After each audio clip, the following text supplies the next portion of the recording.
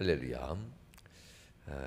마태복음 5장과 6장은 지금 수요일 저녁에 하고 있는 하늘의 사람에 대한 말씀 중에서 나왔던 말씀이기도 합니다. 오늘의 이 말씀, 특별히 구제에 대한 말씀과 기도에 대한 말씀을 오늘 본문은 우리가 생명의 삶 큐티집을 통해서 함께 또 보고 있게 되는데요. 오늘 말씀은 우리가 이미 익히 알고 있는 말씀이기도 합니다. 두 말씀에 공동적인 특징이 있습니다. 하나님이 좋아하시는 것이라는 거죠. 하나님이 보고 싶은 삶의 모습, 구제하는 모습, 하나님이 듣고 싶은 음성이 있다면 기도하는 음성, 이 두 가지는 모두가 다 하나님이 매우 기뻐하고 좋아하는 이런 신앙의 일들입니다. 자, 하나님이 굳이 관심이 없다면 이렇게 얘기할 필요가 없겠지요.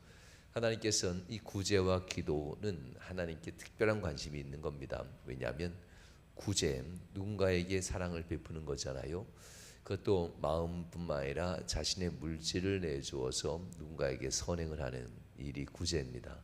마치 예수님을 보내신 하나님의 마음처럼 우리에게 하나님의 것을 나누심으로 생명을 나누셨죠. 그래서 우리를 살려내듯 구제는 그런 속성을 가지고 있습니다. 그래서 구제라는 것은 하나님이 기뻐하는 것이고 하나님의 속성을 가진 자들의 특징이고, 이로 말미암아 구제는 하나님이 복을 줘야 되겠다라고 하는 이유도 되는 겁니다.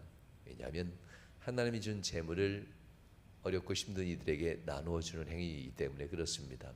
이 재물을 나눈다는 것은 쉬운 일이 아니지 않습니까? 재물을 나눈다는 것은 내 삶을 나눠준다는 겁니다. 수고하고 애쓰고 땀 흘렸던 내 삶의 일부분을 누군가에게 나눈다고 하는 것, 하나님께 당연한 것을 내어드리듯 11조와 헌물을 드리는 거야 하나님께 받은 거니까 구별하여 드리는 마음으로 드린다라고 하겠지만, 이웃에게 내 것을 나눈다라는 것은 여기에는 사랑이 정말 필요합니다. 당시에는 10의 1조는 하나님께, 또 다른 10의 1조는 이웃에게, 이 정도였습니다. 그래서 이 성경이 기록될 신약 시대에는 보통 10의 2조를 자기 아닌 다른 이들, 하나님과 다른 이에게 내놓는 이러한 신앙의 구별이 있었다는 겁니다. 그래서 구제는 하나님이 매우 기뻐하는 행위라는 것은 분명합니다. 그래서 하나님께서는 특별한 관심도 많이 있었고, 내가 복 주길 잘했구나 라고 하면서 하나님도 기뻐하는 행동들이 구제입니다. 오늘 본문에서는 기대가 많은 만큼 하나님이 실망도 크다라는 얘기로 받아들이면 어떨까 생각해 봤습니다. 하나님이 우리에게 물질도 주시고 복을 주시는데 내가 더 줘야 되겠다라고 할 만한 이런 마음을 갖고 싶은데, 너희들이 그러려면 구제할 때에 은밀한 중에 하면 되지 않겠느냐라는 이야기입니다. 너희 것을 나누는 것도 참 기이한 일이지만 그것을 나눌 때 꼭 그렇게 가난한 사람들 이들을 이리로 모이세요 하면서 나팔을 불어가면서 많은 사람들 앞에서 그 가난하다라고 하는 것, 없다라는 것을 이게 밝힐 필요가 있겠느냐라는 얘기입니다. 이 나팔을 불지 말라라는 뜻은요, 실제로 이 신약 시대에 가난한 사람들에게 뭔가 나눠줄 때, 그리고 구제할 때 정말 회당에서 거리에서 나팔을 불어 모이십시오라고 하면서 마치 배분하듯이 이렇게 했다고 합니다. 이로써 나누어 주는 데 있어서는 효율적이었을 겁니다. 왔으니까 더 많이 받고, 왔으니까 동시에 똑같이 나눠주는 효율성은 있었겠지만, 그러나 사람들을 진정 사랑한다면은 불러놓고 주는 것이 아니라 찾아가서 주는 것이 옳지 않겠는가, 이것이 오히려 더 은밀한 행위가 아니었는가라고 생각해 봅니다. 지금도 역시 마찬가지입니다. 지금이나 옛날이나 같겠지요. 와서 받아가세요 라고 얘기하면요, 정말 받아가는 사람도 있겠지만 받아가지 않는 사람들도 꽤 됩니다. 찾아간다고 하는 것은 그래서 매우 중요한데요, 요즘 복지팀도 찾아가는 복지팀이라는 이름까지 붙여서 읍사무소나 시청에 가면 그 복지팀이 이름을 그렇게 아예 바꿨더라고요. 이렇게 하나님도 사람들을 나오라 하면서 많은 사람들 앞에 광고하듯 나팔을 불어서 회당 앞에 모이십시오, 거리에 큰 어귀에 모이십시오라고 하는 이런 나팔 제발 불지 말아라. 주는 사람 입장에서 편리를 따지지 말고 받는 사람 입장에서 너희가 좀 은밀하게 해야 되겠다라는 이야기입니다. 그래서 오늘 본문은 이렇게까지 얘기하죠. 오른손이 하는 것을 왼손이 모르게 하면 되겠다라고 얘기합니다. 이게 오른손과 왼손이 어떻게 모르게 할 수 있겠어요? 그렇지만 내가 아무리 베풀었어도 마치 왼손이 모르는 것처럼 모른 채 할 수 있으면 좋겠다라는 겁니다. 굳이 사람들 앞에서 내가 뭐 했어요, 뭔가를 베풀었어요, 이 광고할 필요가 있겠느냐. 그러면 많은 사람들이 여유가 있어서 그리고 마음을 나눠서 굳이 하는 이 일에 대해서 과연 누구를 칭찬하겠느냐라는 이야기입니다. 받는 사람들을 위로하기 위해서 모이는 것이 아니라 이 광고가 되는 순간 베푼 사람들이 선인이 되고 은인이 되는 이런 사회적 환경입니다. 하나님은 철저하게 여유 있는 사람들 편이 아닌 것 같아요. 여유 있는 사람들은 하나님이 복을 주셨으니 복을 받은 사람들은 또 받으면 되는데, 가난하고 없고 힘든 이 사람들은 그 가난의 틀에서 벗어난 것은 쉽지 않은가 봅니다. 그래서 하나님은 오늘 본문에서도 가난하고 어려운 이 사람들의 편이 되어 있는 것을 쉽게 볼 수가 있습니다. 우리가 하나님 앞에서 누군가를 구제하고 베푼다고 하는 것, 물론 하나님께 뭔가 받으려고 하는 것은 아닙니다. 그러나 우리도 하나님께 받아야 산다라는 이러한 신앙의 고백이 누군가에게 베풀 때 나타나기도 합니다. 내가 받은 것을 누군가에게 다시 돌려드립니다. 하나님이 주셨으니 내가 여기까지 삽니다라는 것이 입으로뿐만 아니라 구제라는 걸 통해서 고백되어지는 내용이다라는 이야기도 합니다. 그러므로 사랑하는 여러분, 이 구제에 대해서 은밀함이라는 표현을 쓰고, 그리고 더 나아가 내가 만약 나팔을 불며 행한다면 너희의 구제는 외식하는 자의 구제가 되지 않겠느냐라고 얘기하는 거죠. 2절 말씀 오면 구제할 때 외식하는 자가 되지 말아라 라고 하는데요, 이 외식한다라는 것은 안으로 진실성을 가지고 베푸는 삶이 아니라 겉으로 뭔가를 바라고 행하는 사람들을 얘기하죠. 이런 사람들은 세상에선 칭찬받고 사랑받습니다. 그래서 2절에서 자기 상을 이미 받았느니라, 하나님이 베풀 상이 없다라고 얘기하죠. 자, 그러면서 오늘 본문에 보면 두 번째 외식하는 자들이라는 표현을 쓰면서 두 번째에 있던 말씀이 있지요. 기도입니다. 너희는 기도하여라 라고 얘기하면서 이렇게 기도하라 라고 하며 주님이 실제로 기도에 대한 내용까지도 가르쳐준 말씀입니다. 우리가 가장 많이 사랑하고 가장 많이 고백하는 기도가 있다면 그 기도는 주기도문이지 않겠습니까? 이 주기도문을 통해서 우리는 매일매일 하나님 앞에 고백하고 나아가는 기도문, 이것은 사람이 만든 것이 아니라 주님께서 우리에게 만들어서 주셨으니 이 기도만큼 완벽한 기도는 없을 겁니다. 그런데 주님께서는 이 주기도문을 주면서 이 주기도문을 어떠한 모습으로 내게 행해야 될까라는 이야기를 합니다. 가장 완벽한 기도, 사람들 앞에서 내가 가지고 있는 기도 중에 가장 완벽한 기도라면 주기도문이라는 것을 어느 누구도 부인하지 않습니다. 주기도문을 정말 진실한 마음으로 굳이 외우지 않아도 우리의 몸에서부터 주기도문이 저절로만 나올 수만 있다면은 이 사람의 기도는 하나님 앞에 응답받는 기도가 될 겁니다. 수없이 많은 기도의 내용들이 있지만 예수님이 직접 가르쳐준 기도라는 것은 응답해 주겠다라고 하는 약속 있는 기도가 주기도문이 됩니다. 저도 솔직히 주기도문을 평생 외웠지만요, 예배 때마다 외우는 경우가 많잖아요. 그런데 자꾸 틀려요. 외웠기 때문에 그런가 봐요.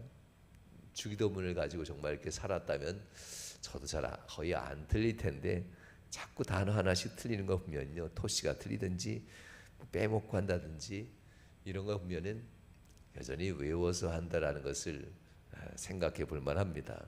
여러분들은 어떠신지 모르겠어요. 오늘 본문에 보면 주기도문은 굳이 외우는 것이 아니다라는 것을 알게 되는데요, 오늘 본문에서 이렇게 얘기하죠. 하나님 앞에 기도하기를 좋아한다라고 얘기하는데요, 어디서 기도하기 좋아하냐면 이렇게 얘기하죠. 사람들 앞에 잘 보이는 곳에서. 잘 보이는 곳에서는 그의 목소리가 좀 커져요. 잘 보이는 것은 기도를 즐거운 모습으로 해요. 정말 즐겁기 때문에 그래요. 그리고 하나님 앞에 열심을 다해서 기도하고 싶은 마음 때문에 목소리도 커지고 얼굴 표정도 굉장히 밝아지고 당당해지곤 합니다. 그런데 이곳이 성전이 아니라 사람들이 모여서 얘기 나눈 회당, 그리고 사람들이 많이 움직이고 모여서 있는 큰 길거리 어귀에서 이 표현합니다. 그래서 구제와 기도 하나님이 매우 좋아하는 건데, 이것은 또한 사람들도 보기에도 신앙을 존경할 만한 모습들이 구제와 기도인 것을 볼 수가 있습니다.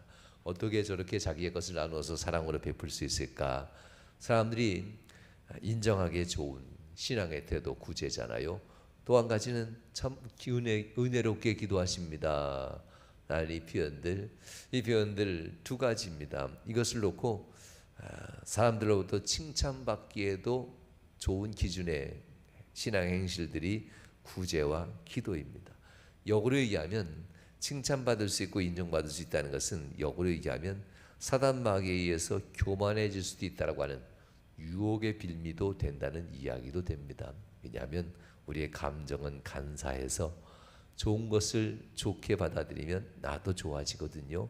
그런데 우리는 좋아지기 위해서, 누군가로부터 좋은 사람으로 인정받기 위해서 구제하는 거나 기도하는 것이 분명 아닙니다.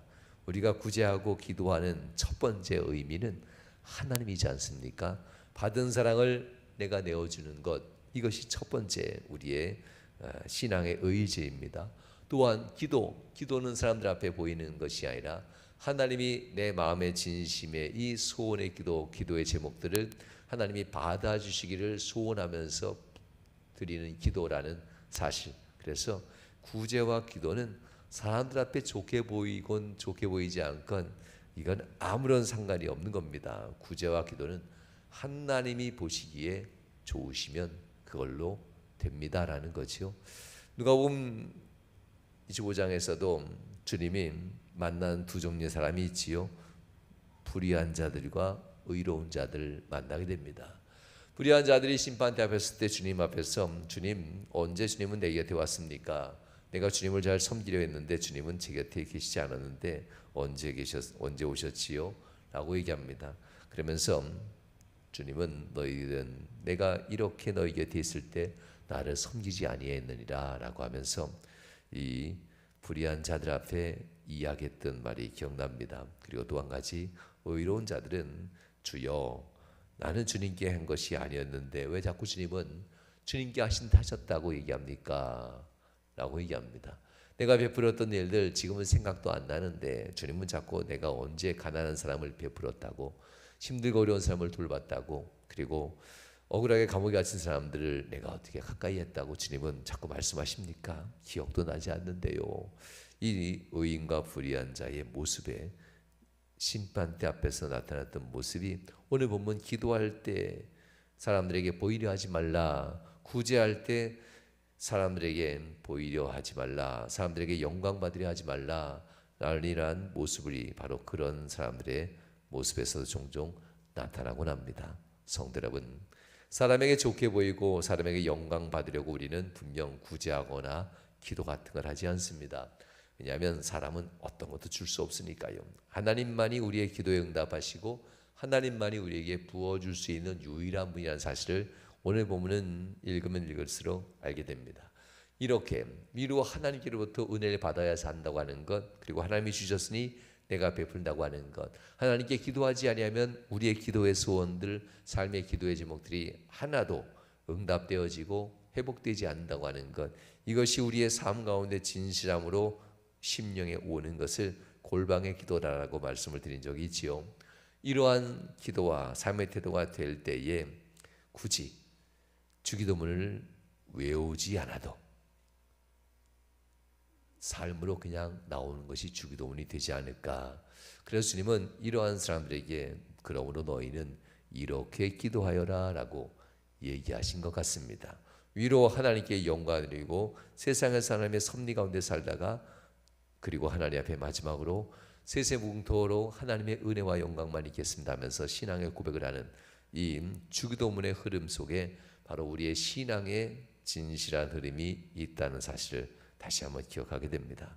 성도 여러분, 오늘 이 말씀을 통해서 우리가 다시 한번 기억하면서 주님 오실 그날까지 사람에게 영광을 받으려고 굳이 하는 일들이라면 이것은 은밀한 중에, 굳이 광고하지 않고도 은밀한 중에 행하시면 은밀한 중에 베푸신 주님이 너희에게 갚으신다고 하는 이 말씀, 그리고 하나님 앞에서 우리가 행하는 이 기도는 사람이 들으려고 하는 기도가 분명 아니라는 것, 우리가 마음을 담아서 진실한 마음으로 하나님 앞에 기도할 때에 하나님께서 은혜를 베푸신다는 이 사실을 다시 한번 기억하시면서 우리의 구제와 기도의 신앙의 모습, 주님께서 기다리시고 주님께서 보고 싶은 신앙의 아름다운 모습들이 오늘 하루 저와 여러분 삶 가운데 있어지기를 주의 이름으로 축원합니다. 기도하시겠습니다. 좋으신 하나님 감사합니다. 주께서 귀한 날 은혜 더하시고자 우리를 부르셨사오니 감사합니다. 믿음으로 승리하는 성도들 되도록 인도하여 주시옵소서. 오늘도 귀한 말씀을 대면할 때에 우린 종종 세상의 유혹을 받아서 사람들로부터 칭찬과 인정도 받고 싶기도 하고 잘한다라고 하는 어떤 인정도 받고 싶습니다. 그래야 우리의 삶에 의미도 있고 보람도 있는 것처럼 느껴집니다. 그러나 오늘 주님은 사람에게 영광이 아닌, 사람들에게 듣고 싶은 소리가 아닌, 하나님이 기뻐하고 하나님이 잘했다라고 들려지는 소리만으로도 우리 인생은 가장 완벽하다는 것을 주님은 이야기합니다. 우리의 구제와 기도, 하나님이 제일 기뻐하는 신앙생활인데 하나님이 제일 기뻐하는 신앙생활을 통해서 가장 큰 복을 받을 수 있는 여건이 만들어짐을 잊지 않게 하시고 하나님 앞에 겸손함으로 주님과 은밀한 교제 가운데 구제하고 주님 앞에 하나님 주님만 들으시면 됩니다 하며 진실한 마음으로 기도하는 우리 성도들이 다 되어서 하나님이 베푸시고 채우시고 누리게 하는 놀라운 축복들이 오늘 하루도 성도들의 가정과 삶과 기업과 직장과 또 하나님 사업 위에 행하는 모든 일들 속에 함께하기를 주의 이름으로 축원하며 기도하옵나이다. 아멘. 하늘에 계신 우리 아버지여, 이름이 거룩히 여김 받으시오며 나라의 마옵시며 뜻이 하늘에서 이룬 것 같이 땅에서 이루어지이다. 오늘날 우리에게 일용할 양식을 주옵시고 우리가 우리에게 죄 지은 자를 사하는 것 같이 우리 죄를 사하여 주옵시고 우리를 시험에 들게 하지 마옵시고 다만 악에서 구하옵소서. 내가 나라와 권세와 영광이 아버지께 영원히 싸움나이다. 아멘. 아멘. 이 시간 주님 앞에 말씀 의지하시면서 합심하여 기도하겠습니다. 주여 주여 주여. 하나님 앞에 예배합니다. 사랑하는 귀한 성도들의 이름들을 기억하여 주시옵소서. 하나님 영상을 통해서 하나님 아버지 앞에 예배하는 성도들의 심령을 기억하여 주시옵소서. 주여 오늘 함께 하시고 정도하여 주시옵소서.